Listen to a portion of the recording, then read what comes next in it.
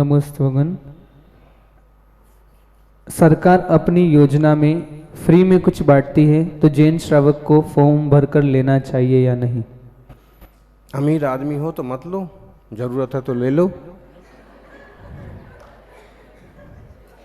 जब सरकार बांट ही रही है, हमको तो ये समझ में नहीं आता। ये बात ठीक है कि हम स्वाभिमान रखें, कहीं हाथ ना फैलाएं, सब ठीक है, लेकिन जब किसी बजट में, किसी मद में अल्पसंख्यक समुदाय के लिए निकाला गया द्रव्य है, तो उस द्रव्य को आपको लेने में क्या दिक्कत? ये बात ठीक है कि उनके पास पता नहीं किस तरह के टैक्स का पैसा आया है, पता नहीं किस ढंग का आया है, लेकिन ये बात भी तो है, अगर आप ना लेंगे तो अल्पसंख्यकों में तो आपकी बात वो दाढ़ी वाले, गोल टोपी वाले भी हैं, वो लेंगे, वो उसका क्या करेंगे? उससे तुमसे बुरा हाल करेंगे उस पैसे का।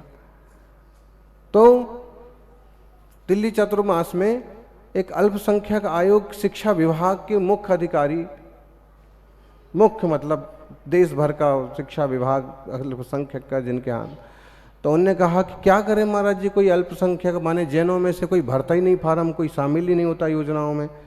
कितने बार बोले कोशिश करते हैं, जगाने की कोशिश करते हैं, लोग समझने को तैयार नहीं हैं।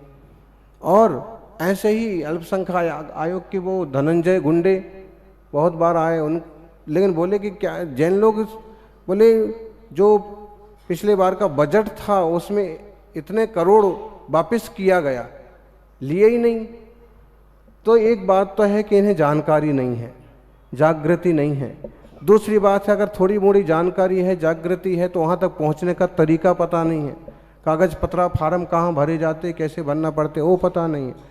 और तीसरी बात यह है कि हम क्यों किसी का लेवें, हम क्यों सरकार से लेवें। बात ठीक है, लेकिन आपको अगर इस चीज़ की समझ है, जानकारी है, तो आप खुद का करो मत करो, लेकिन समाज में जो पिछड़े वर्ग के लोग हैं, जो कमज़ोर वर्ग के लोग हैं, जिसमें जिन्हें सचमुच ज़रूरत है और उस टाइप की कोई योजनाएं हैं, तो आप कम्युनिकेशन में सहयोगी बन करके और सामान्य धर्मात्मा जीवों को आप योजनाओं से जोड़ करके उनका भला भी कर सकते हैं। ऐसा करना चाहिए, कोई पाप नहीं है। हाँ, बस सदुपयोग करें, दुरुपयोग ना करें। नमस्ते भगवान। अशुद्धि के समय मोबाइल पर अभिषेक प्रवचन आदि देख सुन सकते हैं, या किसी मुनिराज की फोटो आती है वो दिखती है तो कोई दोष लगता है? क्या बोले इस प्रश्न के लिए हैं? प्रश्न का उत्तर तो है कि ना, ऐसा नहीं कर सकते, नहीं देख सकते। अब ये भी पक्का है कि वो अम्मा फोन एक तरफ रखने वाली नहीं है, तो बच्चे को ना छुएगी 3 दिन, ये चल जाएगा,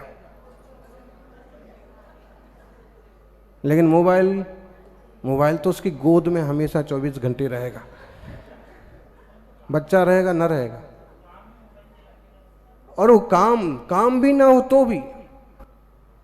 अब ऐसे में फिर इसका उत्तर ये होगा कि अच्छा है, दूसरी फिजूल की चीज़ें देखोगे, या तो आपकी किसी लिटरेचर में रुचि हो, या कुछ नए आविष्कार में रुचि हो, नई खोजों में रुचि हो, तो ठीक है, वरना तुम फिजूल की पिक्चर देखोगे, गंदे सीरियल्स देखोगे, इधर उधर का कबाड़ा करोगे, इधर उधर चैटिंग मीटिंग करोगे। इससे अच्छा यही है कि वो प्रवचन सुन लो, कुछ तो परिणाम ठीक रहेंगे, और क्या है। ओम। और किसी का प्रश्न हो तो खड़े होते। मुझ में यह ताकत तो नहीं है कि मैं आपसे कोई सवाल पूछ सकूं, तो बैठ जाओ।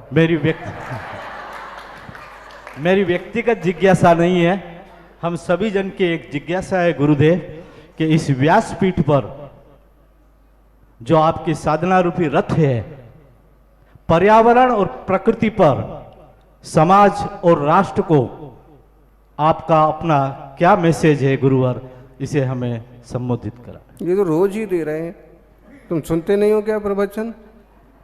रोज ही राष्ट्र के लिए, समाज के लिए। और दिल्ली में से जो 2-3 बार प्रवचन हुए बखेड़े, वो सुने नहीं आपने?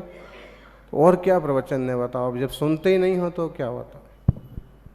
तो समाज के लिए, राष्ट्र के लिए, पुरातत्व के लिए, सबके लिए यही संदेश है कि सदाचारी शाकाहारी जीवन हो, परस्पर सहयोग हो, पुरातत्व का संरक्षण हो, तीर्थों का संरक्षण हो, और तीर्थ जीर्णोद्धार के साथ साथ समाज का भी जीर्णोद्धार हो।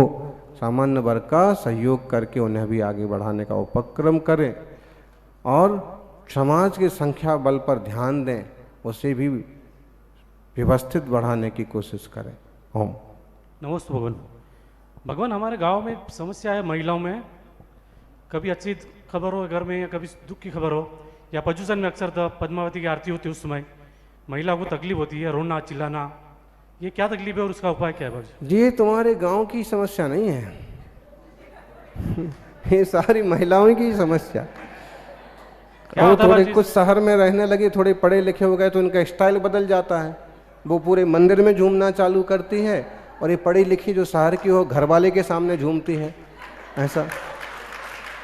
तो समस्याएं तो सब जगह है। बाकी ये है कि ज़्यादा फिजूल के झंझट में नहीं पड़ना चाहिए। बागड़ में यूँ है थोड़ा सा भूत प्रेत का ज़्यादा चलन है, कुछ जो पिछड़े क्षेत्र टाइप के हैं ना, पिछड़े गांव टाइप के या छोटे गांव टाइप के, या जहाँ बहुत शिक्षा स्वास्थ्य और बहुत आधुनिकता नहीं आई, वहाँ पर अभी ऐसी चीज़ें हैं। इसमें भी है कि कुछ तो होता है और कुछ मेंटलिटी भी हो जाती है, कुछ तो मतलब यंत्र आदि जाति के देव होते हैं और कुछ मेंटलिटी हो जाती है, तो भी अपने विवेक से अपनी सावधानी से अपनी रक्षा सुरक्षा करना चाहिए, इस तरह की चीज़ों से दूर रहना चाहिए। ओम। अपने जैन धर्म में इसका उपाय? हाँ, उपाय भी हैं और ये देवता होते हैं, इसका कथन भी है, लेकिन सबसे बड़ा उपाय तो यह है कि नमोकार मंत्र का रोज़ सुबह 9 बार जाप करके अपने शरीर का वज्र पंजर करना चाहिए, स्पर्श करना चाहिए। और फिर कभी ऐसा कुछ लगता है तो नमोकार का ही जोर से जाप करना चाहिए और उस स्थान से हट जाना चाहिए। ओम। नमस्ते आचार्य श्री। नमस्कार जैसी मैं मंदिर में रोज नियम लेके आता हूँ, तो अगर मेरा टीवी फिल्म देखने का शो आ जाए तो क्या मैं महाराज जी का देख सकता हूँ? और अगर मैंने गलती से टीवी फिल्म देख लिया तो मेरे को कौन सा पाप लगेगा? नमस्कार।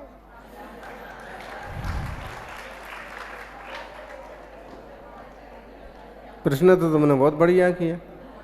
अगर बोले टीवी का नियम निकल आया कि टीवी नहीं देखना, तो महाराज जी के प्रवचन वगैरह अभिषेक वगैरह देख सकते हैं, तो वो तो टीवी देख ली ना फिर तुमने।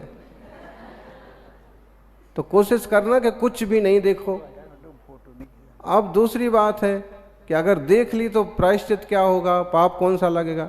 तो ये ध्यान रखोगे पाप तो लगेगा, अगले जन्म में बिल्कुल टीवी देखने को नहीं मिलेगा। हाँ, और दूसरी बात है कि प्रायश्चित अगर ऐसा बहुत अच्छा महाराज जी का कोई आ रहा है प्रवचन, कोई बड़ा महत्वपूर्ण कार्यक्रम और देख लिया, तो बाद में नमोकार मंत्र की एक माला जाप करना चाहिए, कम से कम 27 बार नमोकार मंत्र पढ़ना चाहिए। ओम। नमोस्तु महाराज, नमोस्तु। आज महाराज मेरे को अनुभव हुआ कि एक शंका है, जितनी शांति हमें मुनियों और आचार्यों को मिलती है, उतनी शांति हमें घर पे क्यों नहीं मिलती है? नमोस्तु।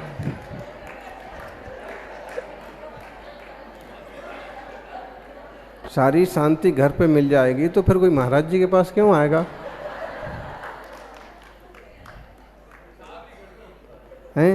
गृहस्थी तो कलह का केंद्र है। वहाँ तो देखो गृहस्थियों का सुख कैसा है। गृहस्थी का सुख जो है गैस के ऊपर चढ़े हुए कुकर की तरह होता है। गृहस्थी का सुख, गृहस्थी की शांति और आनंद कैसा होता है?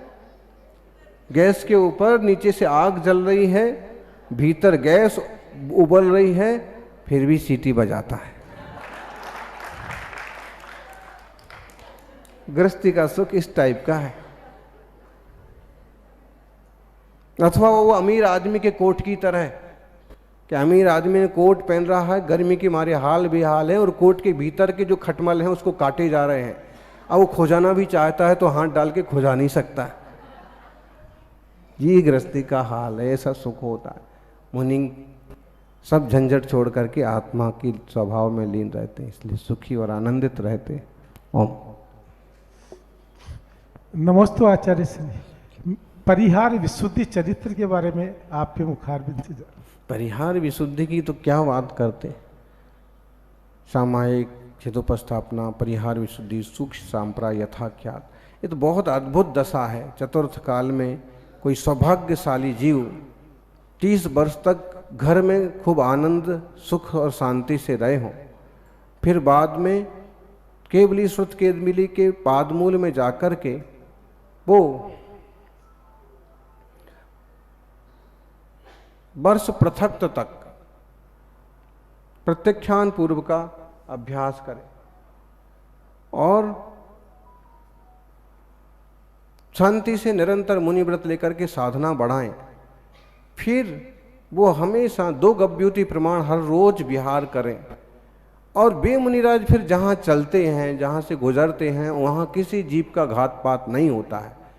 घास पे से भी निकलते जाएंगे तो घास को कोई तकलीफ नहीं होगी। ऐसे उन मुनिराज के उस चारित्र को, संयम को परिहार विशुद्धि संयम या परिहार विशुद्धि चारित्र कहते हैं। ओम।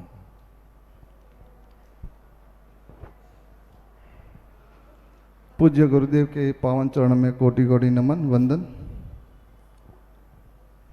आज के इस प्रश्न में मेरा प्रश्न तो क्या समाधान चाहता हूँ।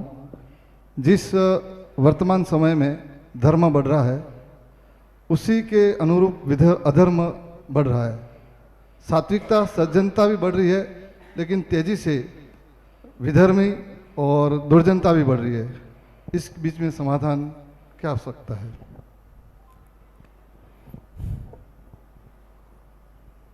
धर्म की प्रभावना भी बढ़ती हुई दिख रही है, उसके ज़्यादा अधर्मी विधर्मी भी बढ़ती हुई दिख रहे हैं, खोटे कर्म भी बढ़ रहे। बात तो ठीक है, लेकिन एक बात है कि धर्म की प्रभावना बढ़ने से संभवतः कुछ शांति ही है।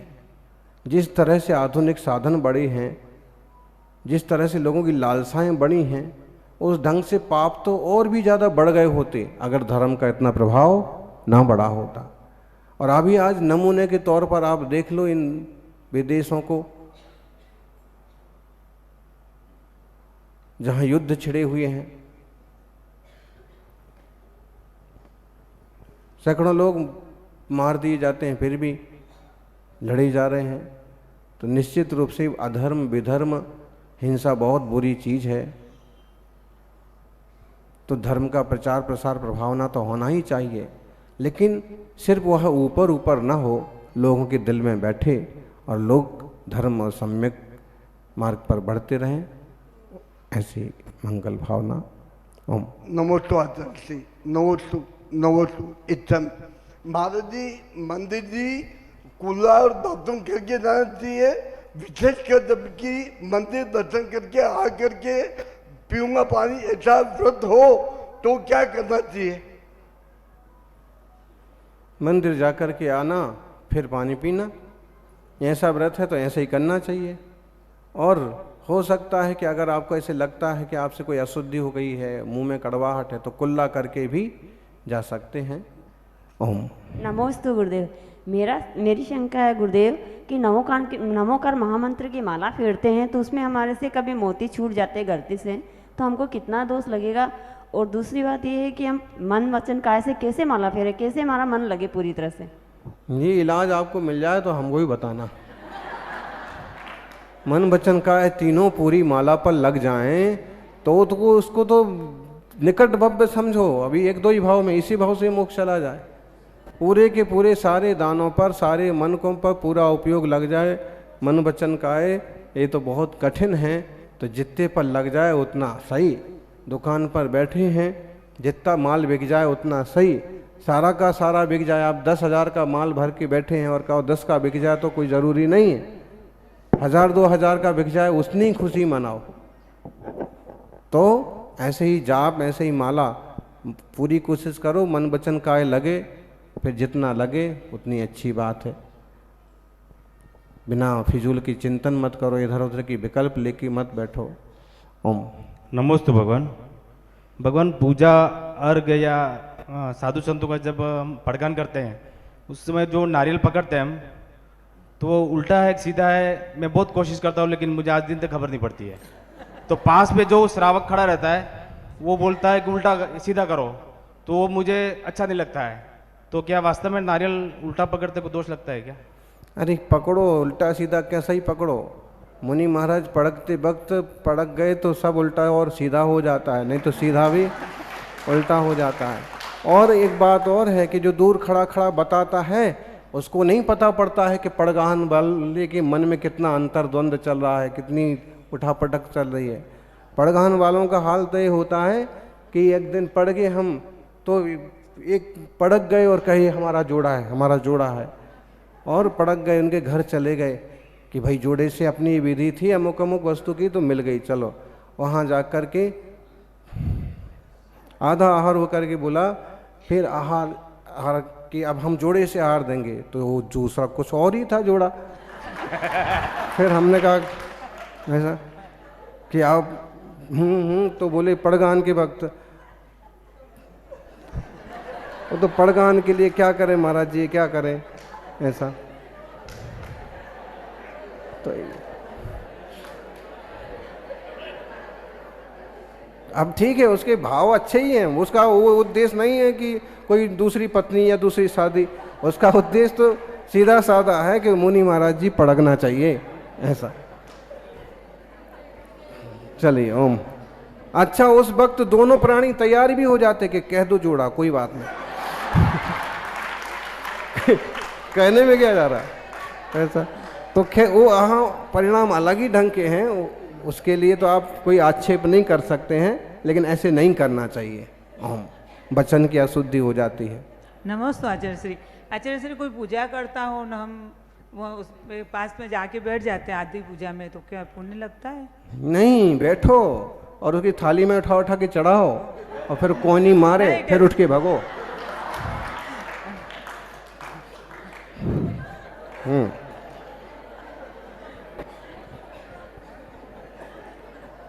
नमस्ते भगवान। भगवान कल स्वाध्याय में चल रहा था कि इन भगवानों की ऊंचाई इतने धनुष रहती है, तो क्या उसमें मनुष्य भी रहते होंगे? अगर मनुष्य रहते होंगे तो उनकी ऊंचाई कितनी रहती होगी? पूजा करना है तो पूरी पूजा करो, अपने मन से करो। कोई अपने वाले पूजा कर रहे हैं, आप बीच में जाके बैठ गए और वो भी करने दे रहा है तो कोई बात नहीं, कर सकते हैं ऐसा। और तीर्थंकर भगवानों की ऊंचाई तो बहुत अद्भुत रही है, और उस समय के मनुष्य भी उतने ही ऊंचे होते थे। ये तो अवसर्पणी काल का प्रभाव है कि सब चीज़ घटती गई।